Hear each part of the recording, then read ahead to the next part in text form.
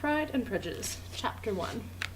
It is a truth, universally acknowledged, that a single man in possession of a good fortune must be in want of a wife, however little known the feelings or views of such a man may be on his first entering a neighborhood.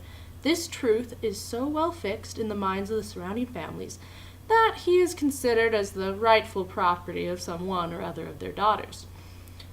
"My dear Mr. Bennet," said his lady to him one day, "have you heard that Netherfield Park is let at last?"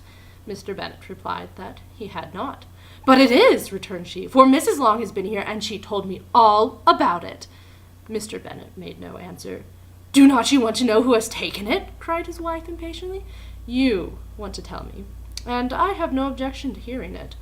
This was invitation enough. "Why, my dear, you must know Mrs. Long says that Netherfield is taken by a young man of large fortune from the north of England, that he came down on Monday in a chaise and four to see the place, and was so much delighted with it that he agreed with Mr. Morris immediately that he is to take possession before Michaelmas, and some of his servants are to be in the house by the end of next week." "What is his name?" "Bingley." "Is he married or single?" "Oh, single, my dear, to be sure, a single man of large fortune, 4,000 or 5,000 a year. What a fine thing for our girls!" "How so? How can it affect them?" "My dear Mr. Bennet," replied his wife, "how can you be so tiresome? You must know that I am thinking of his marrying one of them." "Is that his design in settling here?" "Design? Nonsense! How can you talk so? But it is very likely that he may fall in love with one of them, and therefore you must visit him as soon as he comes." "I see no occasion for that. You and the girls may go, or you may send them by themselves, which perhaps will be still better, for, as you are as handsome as any of them, Mr. Bingley might like you the best of the party." "My dear, you flatter me. I certainly have had my share of beauty, but I do not pretend to be anything extraordinary now. When a woman has 5 grown daughters, she ought to give over thinking of her own beauty."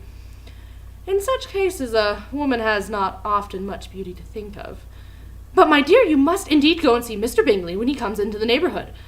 "It is more than I engage for, I assure you." "But consider your daughters. Only think what an establishment it will be for one of them. Sir William and Lady Lucas are determined to go merely on that account, for in general you know they visit no newcomers. Indeed, you must go, for it will be impossible for us to visit him if you do not." "You are over-scrupulous, surely. I dare say Mr. Bingley would be very glad to see you, and I will send a few lines by you to assure him of my hearty consent to his marrying whichever he chooses of the girls, though I must throw in a good word for my little Lizzie." "I desire you will do no such thing. Lizzie is not a bit better than the others, and I am sure she is not half so handsome as Jane, nor half so good-humoured as Lydia, but you are always giving her the preference." "They have none of them much to recommend them," replied he. "They are all silly and ignorant like other girls. But Lizzie has something more of quickness than her sisters." "Mr. Bennet, how can you abuse your own children in such a way? You take delight in vexing me. You have no compassion on my poor nerves." "You mistake me, my dear. I have a high respect for your nerves. They are my old friends. I've heard you mention them with consideration these 20 years at least." "Oh, you do not know what I suffer."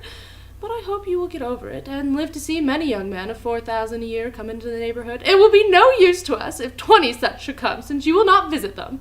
"Depend upon it, my dear, that when there are 20, I will visit them all." Mr. Bennet was so odd a mixture of quick parts, sarcastic humour, reserve, and caprice, that the experience of 23 years had been insufficient to make his wife understand his character. Her mind was less difficult to develop. She was a woman of mean understanding, little information, and uncertain temper. When she was discontented, she fancied herself nervous. The business of her life was to get her daughters married. Its solace was visiting and news.